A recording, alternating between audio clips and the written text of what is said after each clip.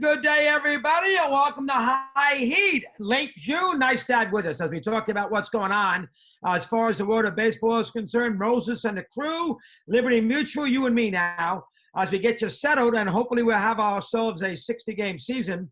I think they will. I think the protocols will be in order, and I think it'll get started here late July. Let's just sort of do a little synopsis of where we stand right now, without trying to take sides, because that always gets very polarizing. Number one, it seems like both sides are going to agree on the 60 games. I mean, obviously no signed agreement, but agree on the 60 games. And the key here is what we haven't seen is basically a little kumbaya. I mean, I want the players to, and the owners to get together here and do what's good for the sport, promote it properly, be fan-friendly as much as they possibly can, and to have ourselves a season that the fan base can get into.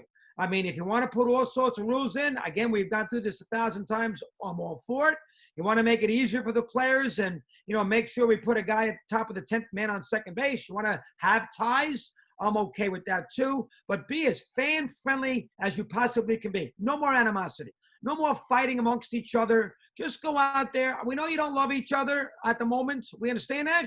But go out there and for the fans, realize we have to put this behind us. We're going to deal with this probably again in a year and a half. Put this behind us. Let's be therapeutic for our audience. And let's make sure that when we start, we're all on the same page and we're going to put together as good a regular season as we possibly can. Should it have started July 4th? We all know the answer to that is probably yes. Should this have been done so we could have had the full month by ourselves with no NBA, no NHL? Yes. More games? Yes. But it is what it is. It's 60 games. It could have been worse. So let's take advantage of it and give as good a 60-game scenario as we possibly can. And if the players are annoyed and guys say, you know what, I don't care about the third payroll, I'll give it up, nobody should do that. Everybody should be in. Sport needs some healing right now, and everybody who is able should play. I know if you got a health issue, you got a baby coming, I understand, but everybody should play. And when you go to training camp in your home stadium, go with bells and whistles. If the media asks you a question, answer it. Be fan-friendly, because you need to sell the sport right now. Both sides. They need to sell the sport right now. Nobody wants to hear about any more bickering with what has gone on in the world in the last 5-6 months. The other thing that we have to concern ourselves with, and this is really more for the fans than it is for the players and the owners. The fans, if you're a baseball fan, you are going to have to put this beside, you're going to have to put this behind you. It is baseball. It is games. It is fun, even though, of course, no fans in stadiums. You're going to have to forget about the idea of the real champion. Is this a real champ? Is this going to have an asterisk next to it? In history, it's going to. The NBA and the NHL have had the advantage that they have played, essentially 4/5 of their season. So if the NHL gets an Avalanche Bruin final, fans are going to look at that legitimately, despite the fact they had a 4-month pause. If the NBA gets Lakers Bucks, the NBA fan is going to look at that legitimately, even though they've had a 4-month pause. The baseball fan, it's different because they didn't start a season. So there's been no form established. So as a result of that, with the 60 games, it's only a third of the year, essentially. So from that standpoint, where do you stand if you get a Diamondback, give you something wacky, Angel World Series? Over 162, the depth, the Yankees and Dodgers, maybe Houston, a couple of other teams would have been the best teams. And under 60 games, it's a sprint. It's not a marathon, which makes it, more equitable for the teams, even the Pirates, that don't have a chance. And the baseball fan is going to have to understand that going in, that, all right, this is not theoretically a legitimate season. We all know the postseason money was very instrumental in bringing both sides back to the table. We get all that. And, of course, if you can't not play for 17 months, we get that. But if you're a fan of the sport and they start playing on saying play ball on July 25th, whatever that opening day might be, if you want to get into it, get into it. Don't sit there and tell yourself every 5 minutes, this doesn't count. The season's a waste anyway. Why bother? Don't look at it that way. It's something that you're going to get that you didn't think maybe you'd get back in the middle of March. So cherish it. It is baseball. They've done damage. It's going to take a while, but it is baseball. Now, is Christopher Russo, in 2036 on his deathbed, Is he going to sit there and say the 2020 champion was legit? Well, I probably like to handle that at the time, and I probably won't.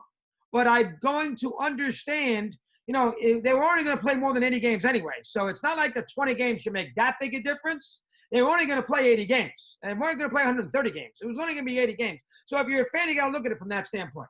60 to 80. I'd rather have played 80, but it isn't the end of the world getting 60. You got 60 games. It's a different form. It's a sprint. I understand there's no expanded playoffs. You may not get a Yankee-Dodger, quote-unquote, World Series. Be a little different. But if you're a baseball fan, the players are going to try hard. They're going to try to win a championship. The games are going to be on television. Joe Buck's going to be in the booth. I mean, it's going to still count. So from that standpoint, you got to look at it that way. If you're a fan, if you're a baseball fan, it's baseball is essentially what it comes down to me. But again, I think both sides right now, to me, the key is after this gets all settled with the health protocols, I don't want to hear another word about, I know the union's got to probably file, they're both going to file grievances. I understand that. Outside of that, be quiet. I don't want to hear anybody from their side. I don't want to bring anybody from the owner's side. Nothing. Let the game on the field. Let the folks go out there and try to analyze the season, like me, where I don't got to sit there and fight wars about who's right and who's wrong. It's baseball. So once July 1 starts and we get this grievance procedure out of the way, let's think about the fact who is best equipped to make a quick 60-game postseason run, and then who in the postseason with a shorter year can capitalize. Because we all know postseason baseball, it's a crapshoot. Let's cherish that as a sports fan. And listen, the NBA and the NHL, you're not going to get that month break as you would have gotten if you started July 1st. So you got some competition right out of the gate. And remember, they've already played a good part of their season. So there's a legitimacy angle that baseball is not going to have. But still, summertime, stadiums, not indoors. Let's go. Let's play. So we'll give them 4 or 5 days to get all the protocols taken care of. Who shows up to spring training? Who goes where spring training is going to be, home ballparks. Once everybody shows, the fans deserve better. Nobody wants any moaning and groaning. Show up and play. Owners, do a good job on your end with tickets and refunds and all that nonsense. And let's go. Let's play the sport quietly and promote it. So that's where we leave it. And now we hope once, the new month turns in about a week, we can focus in on baseball. And, it is what it is. Is it, 162 games? No, it is what it is. We'll be with you. The MLB Network will be out there doing what we do as far as promoting the sport is concerned. Hopefully there's plenty of kumbaya moments. And hopefully we all understand the scenario. We put this behind us and get into it. Moses and Rich Savino, Elliot Cobb, all the fellas, Mitch Green, who have been part of these broadcasts here from home. Hopefully we'll be back raring to go here in the not-so-distant future. Great job, Liberty Mutual, being in our corner. And we will see you, obviously, later in the week and hopefully a little bit more regularly shortly. Adios.